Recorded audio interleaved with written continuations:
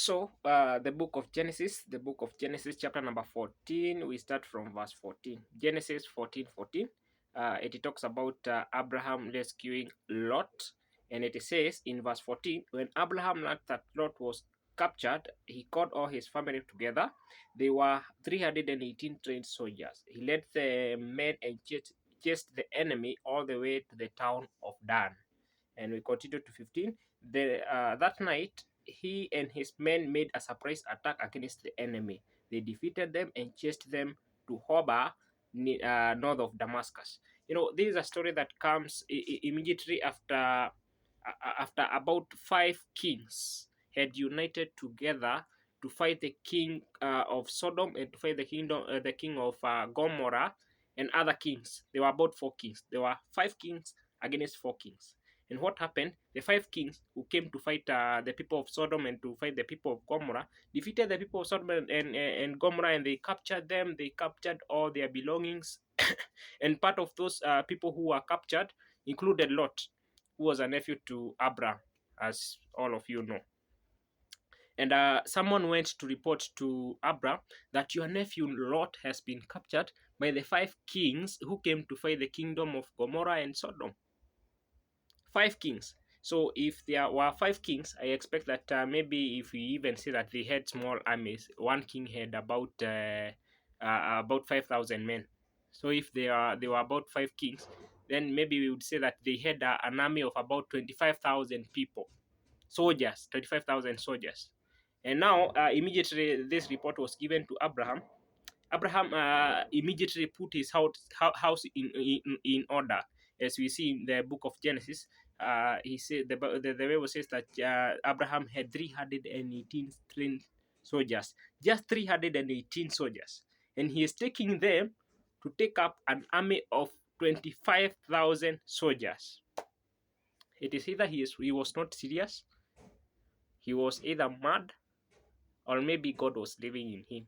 Because I don't think you can do something of that nature. I don't know whether you can do something of that nature, but we are going to explore this topic in this particular episode, and we see how people who are related to God, people who have a personal relationship with God, operate, and how God fights for them. Because it doesn't make any sense for you to take an army of 318 men to go and fight 25,000 people. Unless you want to kill them, that is suicide. Maybe in the current world, we could have taken Abraham to court and charge him with attempted suicide, because you cannot do something of that nature. And we shall also see another story where God is calling Gideon, and he is using 300 people, 300 soldiers to fight a multitude, because God is not a God of those big things that you see, those big numbers. He is asking Moses, what do you have? And Moses says, I just have this walking stick. And God says, that is what I want to use. You want to start a business. You don't even have capital, you have nothing. The only thing that you have is hope and God in you. And God is telling you, that is the thing that I want to use to make my name glorified. Because if I give you a lot of money, if I give you that 1 million or whatever money that you need to start your capital, if you have it, not that if I give it to you, if you have it and you start the business by yourself, then people will say that, or you will think in your heart that I made it because I had the money. But now God is telling you, you don't require that. You require the Spirit of God in you. You require God living in you, God to fight for you. That is the happiness of God. That is the sweetness that God gets in his heart. That it is not your wisdom, your knowledge. You want to start a family, you want to get married. What is required for you to get married? People say that you have to be financially stable, you have to have this and this and this. But God is telling you, you don't need those kind of things. You don't need those big things that you see.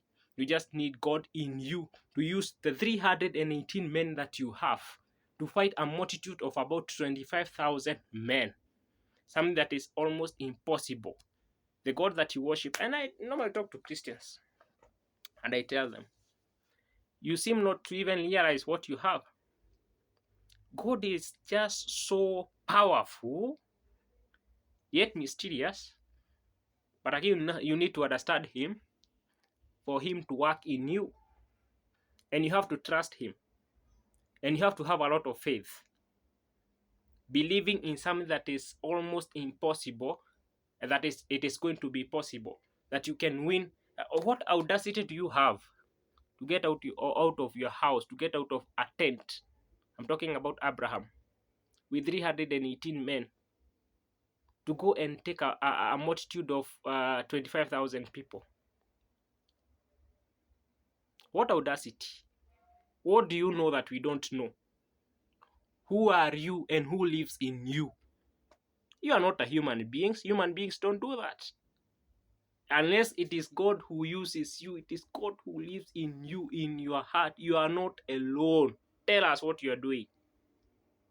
And if you just go back to the history of Abraham, he had interacted with God, and every time God was giving him promises, he used to build altars. You know, when you build altars, you build a foundation. You build a. It's like you take over that area. You make a covenant on an agreement with God. I'm going to teach about covenants and agreements. We already have we have already done the covenant between God and Noah. You can find it in our first video. But I'm going to teach about, we have a lot of covenants. I'm going to teach about covenants in the coming weeks.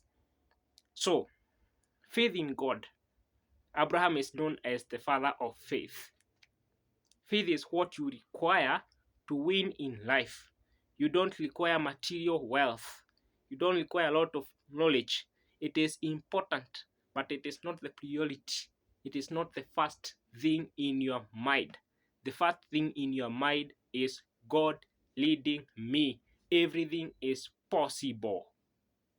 I'm going to do it because God is in me. It is not me who is fighting. I don't fight alone. I don't fight for myself. The Lord Jehovah lives in me. He takes up all my burdens. Jesus is telling them, is any one of you carrying heavy burdens? Just bring them unto me, and I'm going to offload you. People have taken your possessions. 5 kings have come up against you. Are you going to start here and start shaking, start fearing, start running away? Do you know who you are? Do you know what is in you? It is God who lives in you, but don't deceive yourself that it is God lives in. It is God who lives in you, and you have not taken initiative. You have not taken steps to understand Him or to have a foundation, to have a personal relationship with Him. The foundation of all this sermon that I'm talking about, it is you forming or forging an alliance with God, making a covenant with God, forming a personal relationship with God. If you don't have a personal relationship with God, my friend, you're going to fight for yourself. Maybe it's not going to come through for you. But if you give out your heart and you release everything that you have, your wisdom, then and you understand Him, He is mysterious. He sees opportunities where other people see failure. Like you need to start doing something, but you don't have the wherewithal. The wherewithal means what it is required to do whatever you want to do. Then you bring in the aspect of, you bring God into your life. I don't know. I don't think that God is proud when He does things which every other person can do. But He is proud when he performs something like of a miracle, something that other people cannot do. Then God is able to do it. That is how. That is when He becomes significant to you. It was impossible. It was impossible to defeat 5 kings for Abraham with 318 men. By the way, it is impossible. It is only God who can come in through for you, lead you when you have a relationship with Him, and then He makes a way for you. He fights for you. You don't have to fight. It is Jehovah who confuses your enemy and who scatters them in 7 ways, and you pass in between there.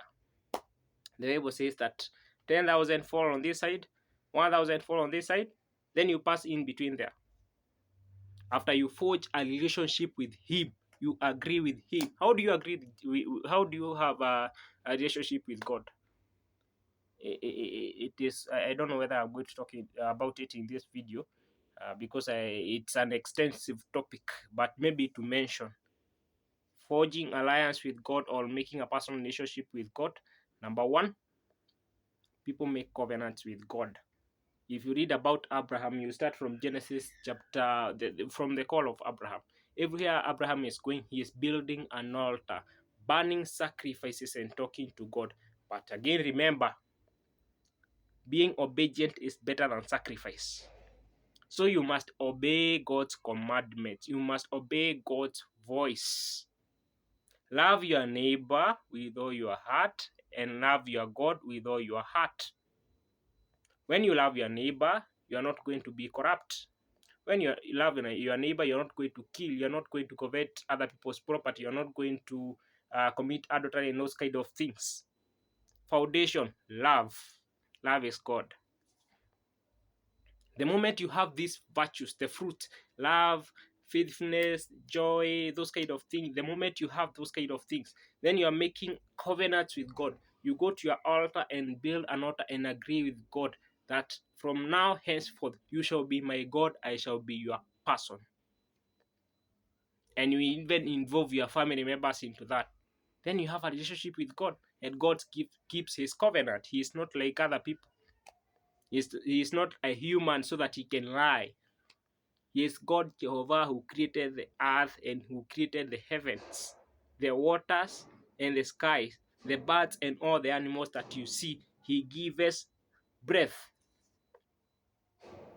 Just trust him, just obey him, just open up your mind.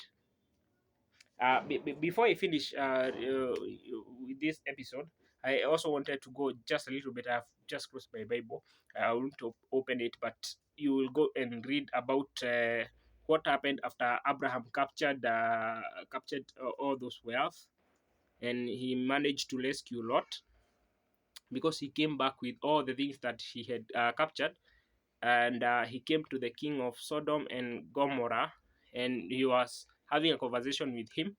And the king was saying that you have managed to get all the things which had been stolen, so just give me my people and take all the wealth. Then you know what Abraham told him? I'm not going to take anything from you, so that you don't say that you made me rich.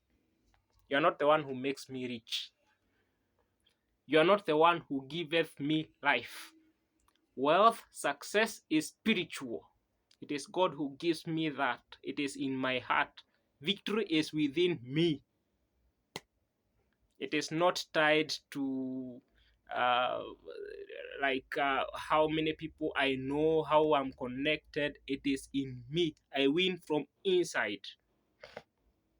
I win from my spirit. The moment I win from my spirit, then I win physically. I am rich from my spirit. So you cannot give me wealth and then you start saying that you made me rich. The same concept we were talking, that God could not allow Abraham to use maybe a multitude of about 10,000 soldiers, because maybe Abraham would have said, I won because I had a huge army. He just had 318 men, and the rest maybe to just do the basics so that he doesn't go alone. Then the other person who was involved, who was fighting, is God. I don't even think that the 318 men fought. So just know that wealth, success, everything that you ever looked for, the human nature is spiritual. It is not physical. It is not something that you can just touch. Fight spiritually. Feed your spirit with spiritual food so that you grow fat spiritually, so that you win spiritually. You will not require that lot of money that you're looking for in terms of capital, in terms of whatever that you're looking for. You just require the Spirit of God, and the Spirit of God shall have your way for you, and you shall win. Very simple. So, as you purpose to have the Spirit of God with you, as you purpose to walk a walk of faith, my prayer is that may God lead your way. May God walk with you. May God open up your mind so that you can understand Him, understand His will. May He teach you. May He walk with you in that journey, and may His favor locate you. Thank you so much. And remember to subscribe to this YouTube channel. We began just the other day. Be part of this journey. Let us win together. Shalom.